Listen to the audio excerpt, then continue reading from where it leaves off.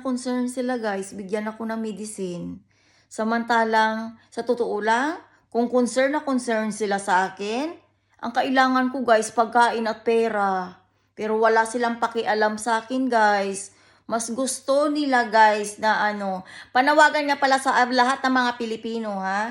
Baka mas naniniwala kayo sa mga tao dito. Nasabi nila nagbablog sila para ang kita ay ibigay sa mga tao sa Pilipinas. Sana nga ganun. Sana.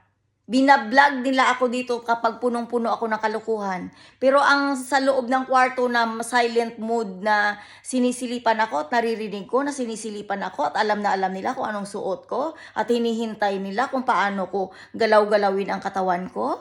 Oh my God! Hindi na to normal guys. Hindi na normal. Isang Pilipina na sumisigaw ng tulong. Walang kumakalampag dito sa Denmark para kumilos. Wala guys. Hawak nila dahil mayroon silang pera. Tapos gusto daw nila akong tulungan dahil kailangan ko ng tulong. Sa totoo lang guys, kailangan ko ng tulong pera. Hindi ako makaalis sa pistingyawang country na ito para bumili ng ticket dahil wala akong pera. Yung pagkain ko guys, tinitipid ko, yes. Tinitipid ko para kahit papano ay next day mayroon akong makain.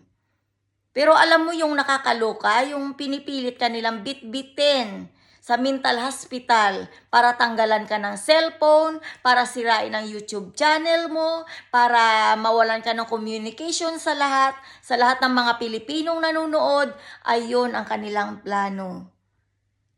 Ay, nakakaalarma ang ganitong sitwasyon ng isang Pilipinang kagaya ko. Gusto nila akong tulungan na magkaroon ng isang gamot. Pero never nilang itinanong sa akin, kailangan mo ba ng assistant? Money? Food? No guys, wala silang ka-concern. Pero medicine, kung paano sirain ang utak ko sa tulong ni Doktora Ramona sa Kalibo, gumaling ako guys in 7 months. Pero hito na naman sila. Sabi nila, you look stressful. Yeah.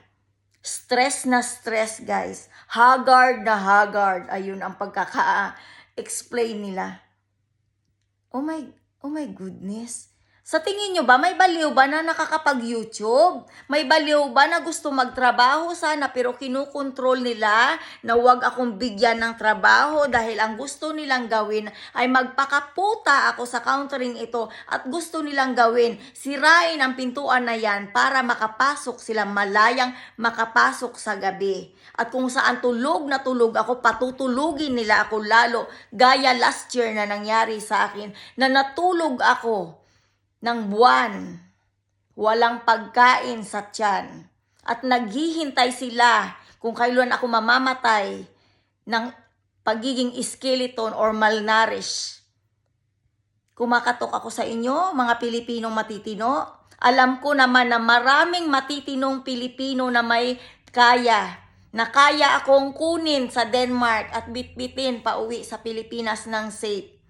Sa totoo lang po, hindi talaga ako safe sa countering ito. Pupunta ako sa trabaho ng 3.5 hours, 2 times a week only, 7 hours a week. Pero yung utak ko lumilipad dito sa bahay na uuwi ako, wala na akong damit.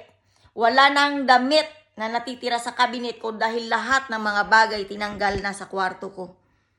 Bukas na nung umuwi ako Kunting oras pa, for sure, wala na akong gamit. At proud na proud silang tatawa. It's a fucking robbery, sabi nilang ganun. Diba guys? It's too much. Panawagan po. Panawagan sa mga actress na may mga kaya na nakakarating ng Europe. Please po, pakidaanan naman ako. Kasi sa totoo lang, wala akong mahingian ng tulong dito. Wala akong pamilya dito sa Denmark.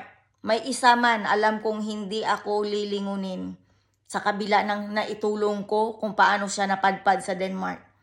May pinsan ako sa Norway, alam kong hindi rin sila makikialam sa gulo. Pero please lang po,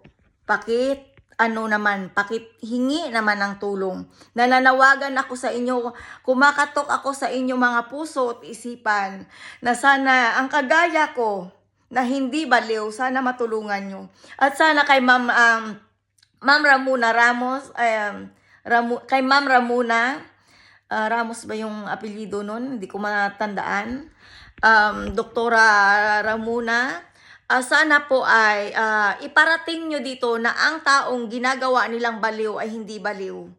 At gusto nilang ipagpatuloy na ganun ang sitwasyon ko. Nagpapasalamat ako dahil tinulungan yung matanggal ang aking nervous breakdown. At ang sinabi ko sa kanila, hindi ako magpapagamot dito. No. Dahil ayaw kong mapahamak sa countering ito. At sa mga taong nakikinig, paki-share naman. Kailangan ko ng tulong, guys. Kailangan ko. Kailangan ko ng lisanin. Kailangan ko magdesisyon na lisanin ang countering ito bago ako mapahamak. Dahil yun ang gusto nilang gawin sa akin. Salamat.